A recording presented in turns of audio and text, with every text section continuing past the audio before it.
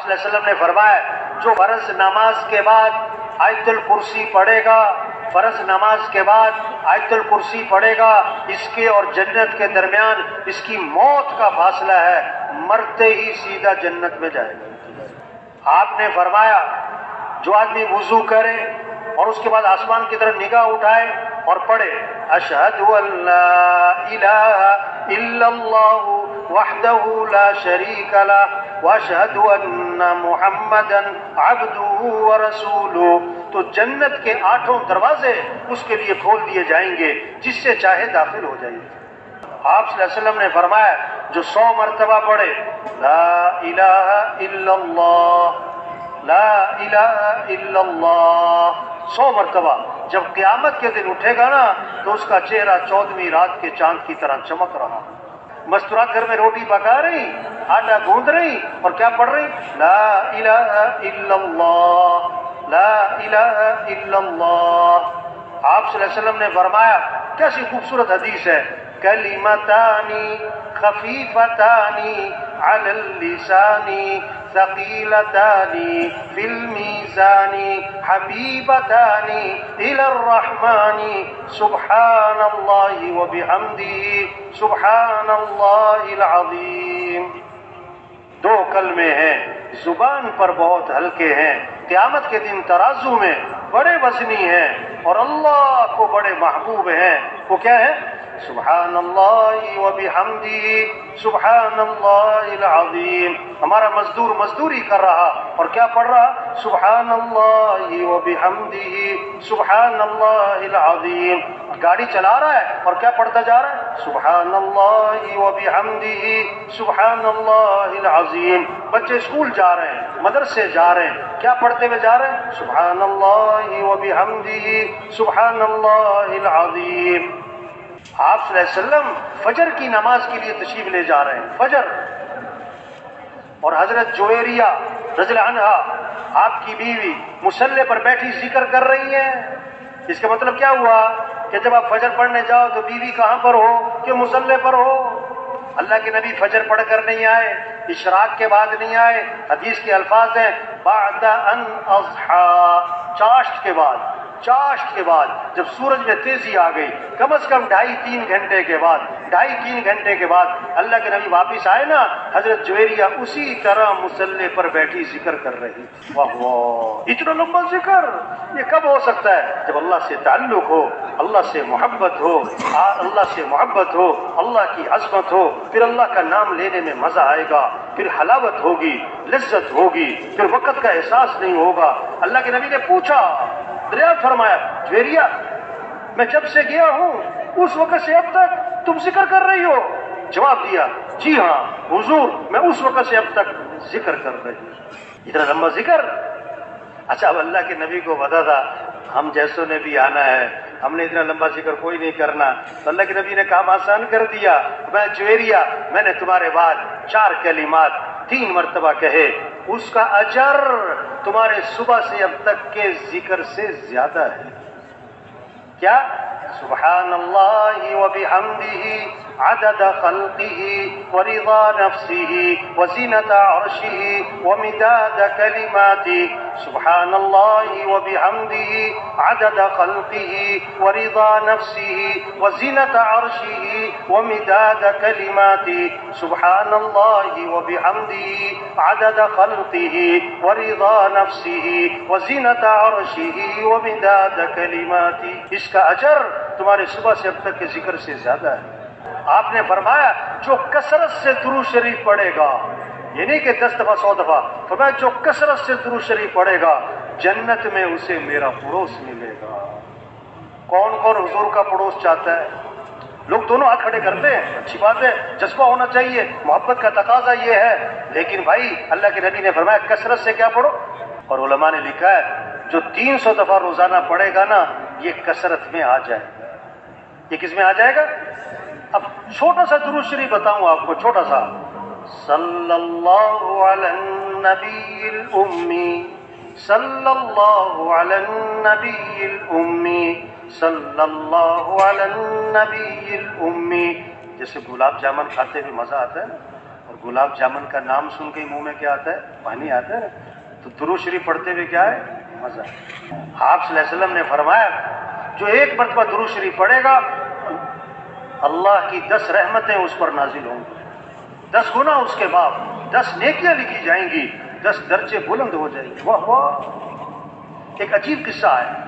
ایک صحابی آئے، عرض کیا اللہ کے رسول میں نے ذکر کا وقت طے کیا ہے، ذکر کا دعا کا وقت طے کیا ہے، اتنا وقت مجھے ذکر کرنا ہے. جیسے آج وقت ہوتا نا، یہ میرے گھر کا وقت، یہ میرے فلاں کا وقت، یہ جم کا وقت، یہ کلب کا وقت، یہ کھیل کا وقت. ٹھیک ہے بھائی، ذکر کا وقت بھی تو ہو، تلاوت کا وقت بھی تو ہو، مسجد کا وقت بھی تو ہو، قرآن کا وقت بھی تو ہو، تبلیغ کا وقت بھی تو ہو. حضور میں نے ذکر کا وقت طے کیا ہے، اس میں سے کتنا وقت میں درود شریف کو دے دوں؟ پھر خود ہی کہا حضور 1/4 وقت درود شریف کو دے دیتا ہوں، باقی جو ہے دوسرے اعمال اذکار کروں. آپ نے فرمایا ٹھیک ہے لیکن درود شریف زیادہ کر لو تو بہتر ہے. عرض کیا حضور 1/3 وقت درود شریف کو دیتا ہوں، باقی 2/3 دوسرے اعمال. فرمایا ٹھیک ہے لیکن درود شریف زیادہ کر لو تو بہتر ہے. میں کہا اچھا میں آدھا وقت درود شریف کو دیتا ہوں، آدھا وقت باقی اذکار. فرمایا ٹھیک ہے لیکن درود شریف اور زیادہ کر لو تو بہتر ہے. میں نے کہا اچھا حضور میں 2/3 وقت درود شریف کو دیتا ہوں، 2/3 وقت درود شریف کو دیتا ہوں، باقی دوسرے اذکار. آپ نے فرمایا ٹھیک ہے لیکن درود شریف اور زیادہ کر لو تو بہتر ہے. میں نے کہا اچھا پھر میں ایسا کرتا ہوں میں سارا وقت درود شریف کو دیتا ہوں، میں درود شریف ہی پڑھتا رہوں گا. اللہ کے نبی نے فرمایا اذن تکفا ہمک ویغفر ذنبک، اگر تم ایسا کرو گے نا تمہاری ساری پریشانیاں دور کر دی جائیں گی اور تمہارے سارے گناہوں کو معاف کر دیا جائے گا. آپ نے فرمایا جو کثرت سے استغفار کرے گا اللہ ہر تنگی سے اسے نکالے گا، پریشانیوں سے بچائے گا. اللہ وہاں سے رزق دے گا جہاں سے وہم و گمان بھی نہیں، اللہ وہاں سے کام بنائے گا جہاں سے وہم و گمان نہیں. استغفار پر وعدہ ہے لولا تستغفرون اللہ لعلکم ترحمون. اور استغفار کیوں نہیں کرتے؟ اللہ کی رحمتیں آئیں گی.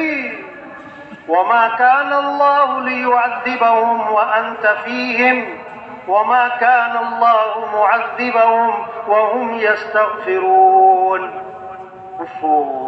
اگر آپ ان میں موجود ہیں نا اللہ فرما رہے ہیں ان پر عذاب نہیں آئے گا. اگر آپ چلے گئے تو جب تک یہ استغفار کرتے رہیں گے ان پر عذاب نہیں آئے گا. امام احمد بن حنبل رحمۃ اللہ علیہ کے بارے میں آتا ہے کہیں سفر میں تھے، سفر میں نا رات ہو گئی، مسجد میں نماز پڑھی عشاء کی، ارادہ کیا رات یہاں گزار لوں. انہوں نے کہا بھی مسجد بند کرنی ہے، مسجد سے باہر نکل جاؤ سارے. ٹھیک. انہوں نے کہا بھی میں مسافر آدمی ہوں، رات ٹھہرنا ہے. کہ نہیں اجازت نہیں ہے. اپنا تعارف نہیں کروایا. ایک آدمی وہ سن رہا تھا، انہوں نے کہا بھی یہ کوئی بڑے بزرگ آدمی لگتے ہیں، اب میرے ساتھ چلو، اب میرے گھر میں رہ جاؤ. ساتھ لے گیا. اب وہ آٹا گوند روٹیاں پکاتا تھا، وہ تندور کا کام، آٹا گوند رہا ہے استغفر اللہ استغفر اللہ، روٹی پکا رہا ہے استغفر اللہ، لیٹ رہا ہے استغفر اللہ، اٹھ رہا ہے استغفر اللہ استغفر اللہ. بڑی استغفار. امام صاحب بڑے حیران، یہ اتنا استغفار کرتا ہے.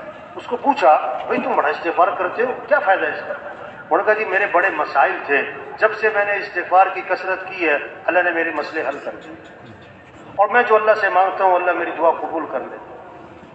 بس ایک دعا رہ گئی ہے، ایک دعا ابھی تک قبول نہیں ہوئی، باقی میری ساری دعائیں قبول ہو گئی، جو مانگ تو مل جاتا ہے. ایک دعا نہیں ہوئی. وہ کون سی دعا جو قبول نہیں ہوئی؟ کہ میں نے ایک نام سنا ہے امام احمد بن حنبل، کوئی بڑے بزرگ آدمی ہیں، میں نے اللہ سے دعا مانگی ہے کہ اللہ میری کبھی مجھ سے ملاقات تو کروا دے. بس یہ دعا رہ گئی ہے، باقی ساری قبول ہو گئی. انہوں نے کہا اللہ کے بندے تیری وہ دعا بھی قبول ہو گئی. میں جو تیرے سامنے بیٹھا ہوں احمد بن حنبل ہی بیٹھا ہوں، اور مجھے لگتا ہے تیرا استغفار ہی مجھے کھینچ کے لایا ہے. ایک صحابی آئے، عرض کیا حضور رات مجھے بچھو نے ڈس لیا، رات مجھے بچھو نے ڈس لیا. آپ نے کیا فرمایا؟ اگر تم نے یہ دعا پڑھی ہوتی تو بچھو تمہیں نقصان نہ پہنچا سکتا. اعوذ بکلمات اللہ التامات من شر ما خلق. صبح کس سے مانگے؟ شام کس سے مانگے؟ دن رات کس سے مانگے؟ کس سے مانگنا ہے؟ حضرت عبداللہ بن عمر رضی اللہ عنہ فرماتے ہیں حضور صلی اللہ علیہ وسلم اس دعا کا پڑھنا کبھی نہیں چھوڑتے تھے. جس دعا کو اللہ کے نبی کبھی نہ چھوڑتے ہوں، آگے فرماتے ہیں نہ صبح چھوڑتے تھے نہ شام چھوڑتے تھے، وہ دعا کتنی اہم ہوگی. کیا؟ اللہم انی اسألک العافیۃ فی الدنیا والآخرہ. اللهم إني أسألك العفو والعافية في ديني ودنياي وأهلي ومالي. اللهم استر عوراتي وآمن روعاتي. اللهم احفظني من بين يدي ومن خلفي وعن يميني وعن شمالي ومن فوقي وأعوذ بعظمتك أن أغتال من تحتي. اللہ کے نبی اس دعا کو نہ صبح چھوڑتے تھے نہ شام چھوڑتے تھے. اس پر آنا ہے، اس پر سب کو لانا ہے. ہم دعاؤں کا اہتمام کریں. صبح آنکھ کھلی ہے، آنکھ کھلتے ہی ہمارا ڈاکٹر صاحب، ہمارا وکیل صاحب، ہمارا جج صاحب، ہمارا مزدور صاحب، ہمارا ریڑھی والا، ہمارا زمیندار، ہمارا جھونپڑے والا، ہمارا محل والا، آنکھ کھلتے ہی کیا کہے؟ الحمدللہ الذی احیانا بعدما اماتنا والیہ النشور. اب بیت الخلا جا رہے ہیں تو بیت الخلا جانے سے پہلے کیا پڑھے؟ اللہم انی اعوذ بک من الخبث والخبائث. بیت اللہ سے فارغ ہو کر آئے فوراً زبان پر آئے غفرانک الحمد للہ الذی اذهب عنی الاذى وعافانی. دعائیں ہیں، مسئلوں کا حل دعاؤں میں ہے. اللہ سے مانگنا ہے. صبح کی دعائیں ہیں، شام کی دعائیں ہیں، گھر سے نکلتے ہوئے دعا ہے، گھر میں داخل ہوتے ہوئے دعا ہے، بازار کی دعا ہے، ہاں ہر موقع کی دعا ہے.